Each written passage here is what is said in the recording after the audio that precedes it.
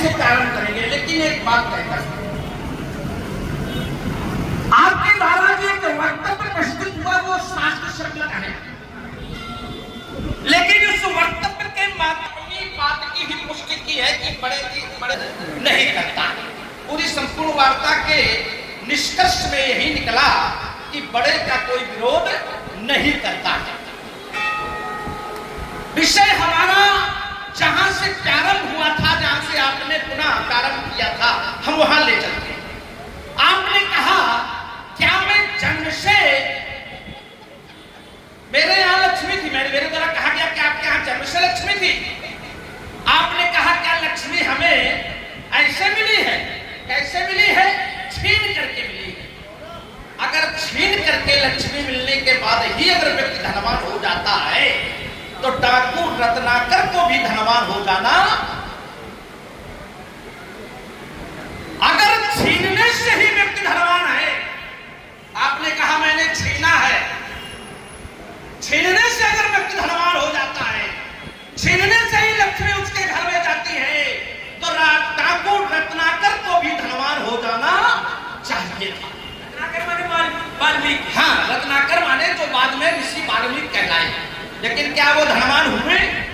उनका तो रोज का काम था छीनने का।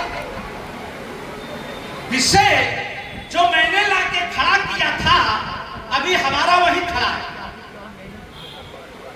कि आपके द्वारा कहा गया था कि लक्ष्मी धनवानों के घर जाती है।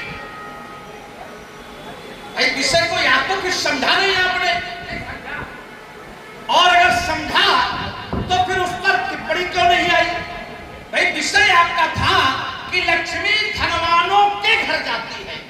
मैंने कहा था क्या जन्म से आप धनवान थे?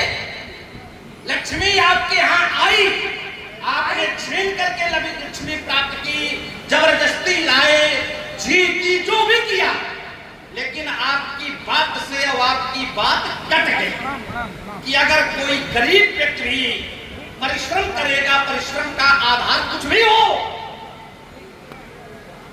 अगर गरीब व्यक्ति भी परिश्रम करेगा, परिश्रम का आधार कुछ भी हो, जैसे तुमने छीना, तुमने जबरदस्ती लोगों की हत्या की, लूटा, लेकिन जो भी आधार हो, लेकिन आपकी बात से आपकी बात कर गई कि लक्ष्मी धनवानों के घर ही नहीं जाती है, निर्धन के घर चली जाती है, जैसे तुम्हारे यहाँ पहुंच गए। विषय हमारा ये था, लेकिन आपने विषय दूसरी जगह खड़ा किया। सिद्धांत जो बनाया उसी सिद्धांत को आपने काट दिया। अब आइए दूसरी बात, आपने कहा था बड़े का कोई विरोध नहीं करता है। हमने कहा था कि यहां पर राजा जनक बड़ा है कि ब्राह्मण बड़े, तो आपने कहा बात वही छू और दधीच की आ गई। राजा भी सर्वदेवमय है और ब्राह्मण भी सर्वदेवमय है, तो जब दोनों सर्वदेवमय हैं, आप ही ने कहा था, हमने नहीं कहा, ये आपने कहा। सुना गड़बड़ न सर्वदेवमय और सर्ववेदमय, यही तो मैं इसी वजह में दोहरा रहा हूं। आप आए हो सुधार पर, इसको इसमें इतनी व्यवस्था है कि बाद में भी सुन सकते। हाँ, इसको सुन लेना, फिर सुन लेना। अब आइए, चलिए आइए, ब्राह्मण क्या है? सर्व, अब आइए पलट जाओ, अब आओ, अब वहीं पलट के, अब वहीं पलट लो, चिंता नहीं, अब वहीं पलट जाओ, इधर उधर करें बात। ब्राह्मण सर्ववेदमय है और राजा सर्वदेवमय है, तो वेद बड़े हैं कि देवता बड़े हैं? क्या बात है? थोड़ी नहीं, बहुत भारी बात है। कहने के लिए थोड़ी है, कहने के लिए थोड़ी है। अच्छा, आपने बहुत लंबा कथानक प्रस्तुत किया है। अभी तो हमने शुरू किया है, घबरा गए। अभी तो हमने शुरू किया है, इतने में घबरा गए। इसी वजह से कहते हैं कि बोलने में बहुत सोच समझ करके बोलना चाहिए। अगर ब्राह्मण वेदमय है और राजा देवमय है, तो वेद बड़े हैं कि देव बड़ा?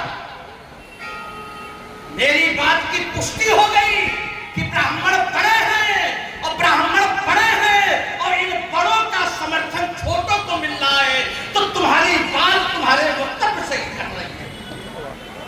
हमारा विषय यह था जिसके आसपास में नहीं आए, कथा बहुत लंबी सुनाई आपने।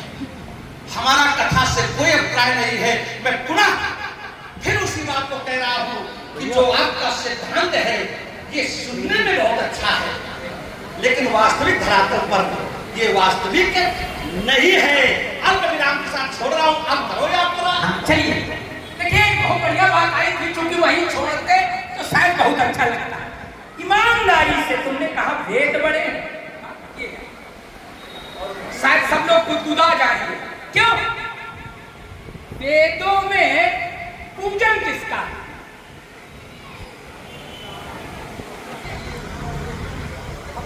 हो गया कब? वेदों में पूजन किसका है? तो उत्तर में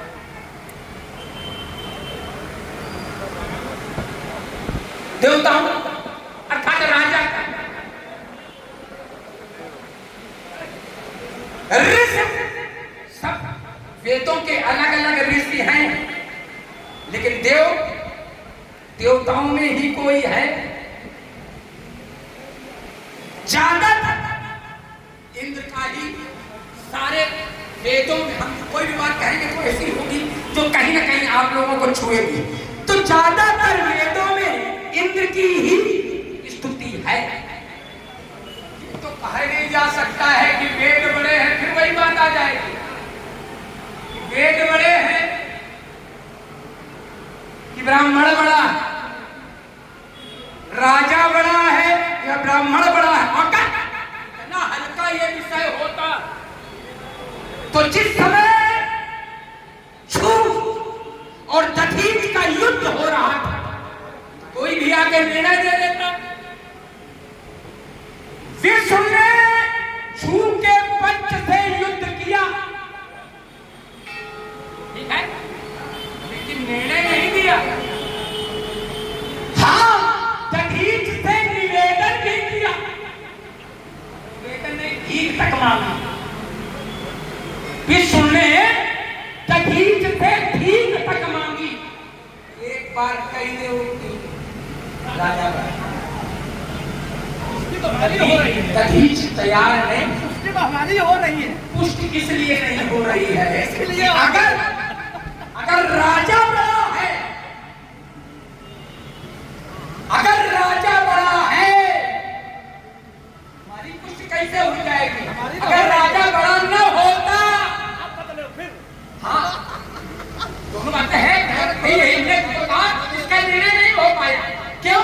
अगर राजा बड़ा तो भगवान शंकर को ये बात कह देनी चाहिए कि बात तुम्हारी सही है। और अगर राजा नहीं बड़ा है, ब्राह्मण बड़ा, तो विष्णु को ये बात कह देनी चाहिए, क्योंकि दधीच के पक्ष से विष्णु युद्ध कर रहे हैं। नाव पर पांव धर दे यार।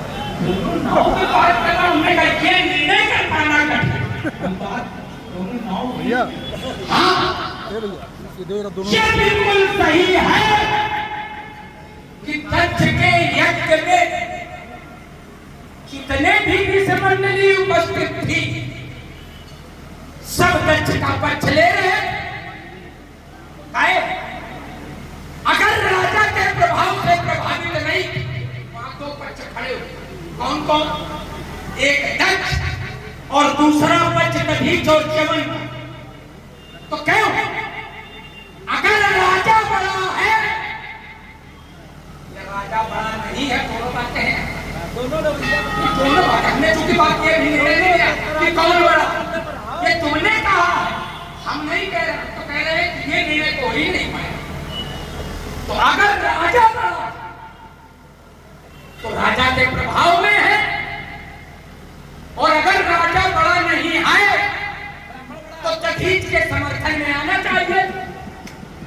सारे देवताओं को, ऋषि मंडली को दधीच के समर्थन में आना चाहिए। ये पुरस्कार की श्रृंखला भी बहुत लंबी हो गई है, संवाद बहुत कटीला हो गया है, और सुनने वाले भी श्रोता बड़े विज्ञ